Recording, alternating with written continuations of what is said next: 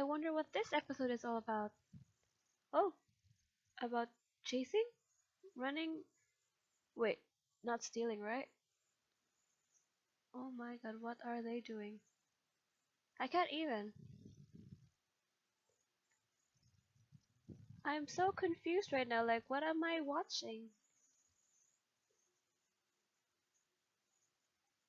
Hmm, maybe I'll just ask.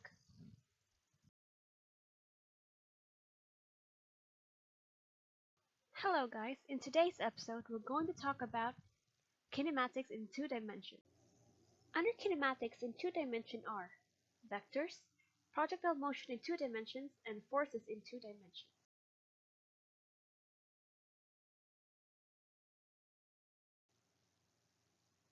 A vector quantity is a quantity that is fully described by both magnitude and direction.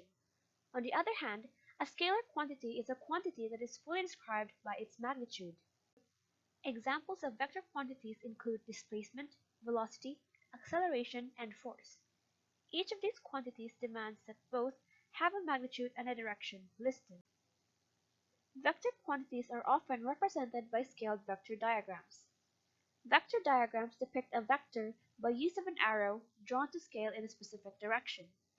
Such diagrams are commonly called as free body diagrams.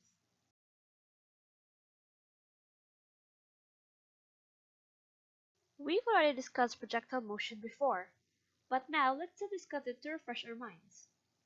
A projectile is an object upon which force acting is gravity. A projectile is any object that once projected or dropped continues in motion by its own inertia and is influenced by the downward force of gravity.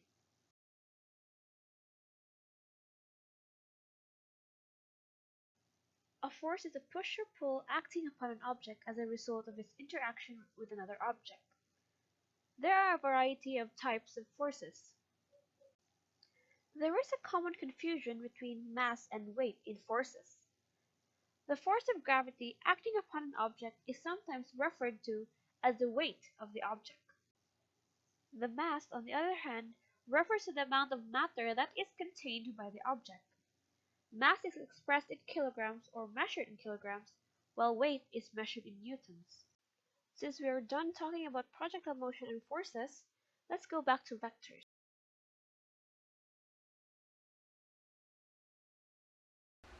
Vector components. Any vector directed in two parts can be thought of as having an influence in two directions, or it can be thought of as having two parts. Each part of the two-dimensional vector is known as a component. For example, a hiker who walks a trail 25 kilometers north and then 15 kilometers west. How far and in what direction is the hiker from the starting point? First, we need to draw a free body diagram and input all those values into here. To find the resultant displacement, we need to use the Pythagorean theorem. C squared equals to A squared plus B squared.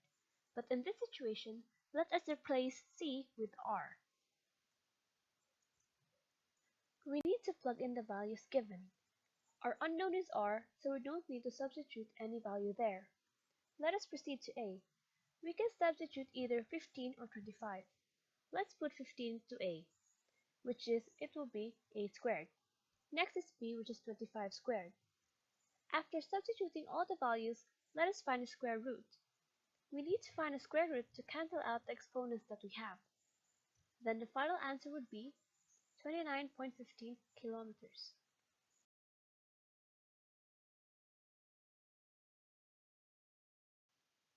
Mark and Orly were playing tag during their dismissal time. Both of them ran 15 meters to the west and another 15 meters to the south. What is their resultant displacement? Before we answer this question, let us first input the values given. First 15 kilometers to the west, and then another 15 kilometers to the south, and the resultant displacement.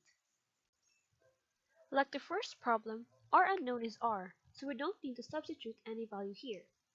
Let us then proceed to A, and input 15. Then let's input the other 15 to B. To cancel out the exponents, let us find the square root. And the final answer would be 21.21 kilometers.